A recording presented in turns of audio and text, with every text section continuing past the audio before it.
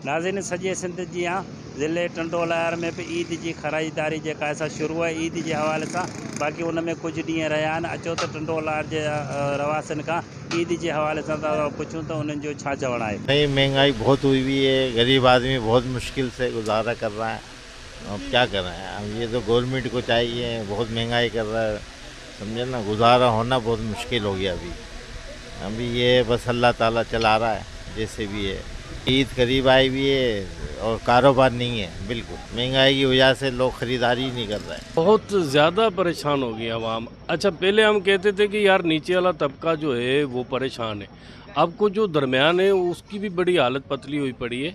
तो खुदारा मेहरबानी करें, हम तो हुकूमत से ये अपील करते हैं कि कुछ पेट्रोल चलो कम करें ताकि ये जो ज़रूरत की चीज़ें हैं ये तो कम हो जाए। कारोबार आहे ही कोन ऐं जेको सो महंगाई उरूज ते आहे, तंहिंजे करे बाज़ार में का बि रौनक कान्हे। तव्हां ॾिसंदो त बाज़ार सुनसान लॻी पियूं आहिनि ऐं तंहिंजे बाक़ाइदे असरु पवंदो, दुकानदारनि ते असरु पवंदो, उन जो जेको सो किरायनि ते असरु पवंदो, जे लाइट जे बिलनि ते असरु पवंदो। उहो जेको दुकानदार आहे उहो किथां किराया ॾींदो, किथां लाइट जा बिल ॾींदो। त बाक़ाइदे महांगाई आहे ऐं गवर्नमेंट खे रिक्वेस्ट आहे त जेको सो महिरबानी करे गौर करे हिन ते ऐं माण्हुनि जे लाइ को सवलो हलनि जो ॻोल्हे। जीअं माण्हू वटि पैसो ईंदो त उहे माण्हू दुकानदारनि जी ख़रीदारी कंदा, पैसो ईंदो त दुकानदारनि सां ख़रीदारी थींदी। ईअं त कंहिं सूरत में बि कोन थी सघे। एक तो महंगाई हद से ज़्यादा हो गया है और दूसरी बात ये है कि लोगों के पास क़ुव्वत ख़रीद के लिए पैसे नहीं है, रोज़गार है ही नहीं। हुकूमत रोज़ बरोज़ अशियाए खुर्दनोश और तेलों के रेट बढ़ा रहा है, जिसकी वजह से जो है ना लोग बाग मुतासिर हैं। हम गरीब माण्हू ईद करनी ही कोन पिया। गरीब तो माना बेपोच न, इन जे करे वो ईद करनी ही कोन पिया। बसि ईअं धोतल कपिड़नि मंझि माना पंहिंजो कमु हलाइनि पिया। महांगाई थी वई आहे, माण्हूअ खे हिकिड़े वेले जो अटो ई कोन थो मिले। ईद त परे रही, घुमण फिरण परे रहिया, हिकिड़े टाइम जो माना अटो ई कोन था खाई सघनि, मानी कोन था खाई सघनि।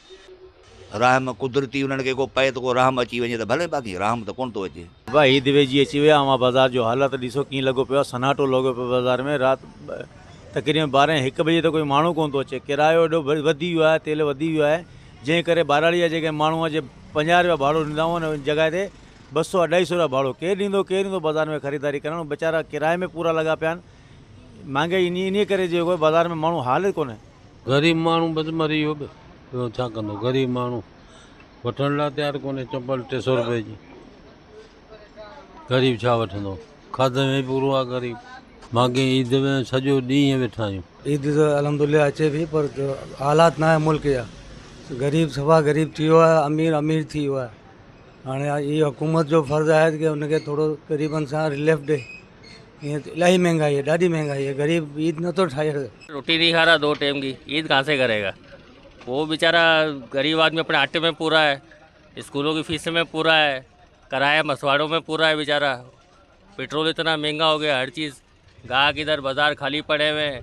नाज़रीन जीअं त तव्हां टंडोलायर वासियुनि जा पंहिंजो वीचार ॿुधा त उन्हनि जो चवणु आहे त ईद उल उज़हा त हिकिड़ो त्योहार आहे जेको ख़ुशियुनि जो त्योहार आहे। ऐं पर ग़रीब माण्हू जेके आम दिहाड़ी कमाइण वारा आहिनि उन्हनि जे लाइ ईद जेका आहे सा ॾाढी ॾुखी गुज़रे पई। ऐं दुकानदारनि दर्जन आम माण्हुनि जो चवणु आहे त महांगाई उरूज ते पहुची वई आहे। पेट्रोल ऐं डीज़ल जूं क़ीमतूं वधिजण जे करे हर शइ महांगी थी वई आहे। ईद जे हवाले सां असां ग़रीब मिसकिन माण्हुनि जो जेको आहे 2 वेला खाधो बि मुश्किल सां थो थिए। ऐं ईद जे हवाले सां जेका आहे वॾी पंहिंजो महांगाई आहे, जंहिंजे करे असां जेका ईद नथा करे सघूं। कैमरामैन टीम सां गॾु नसीर मोहन शाह, मेहरान TV टंडोलायर।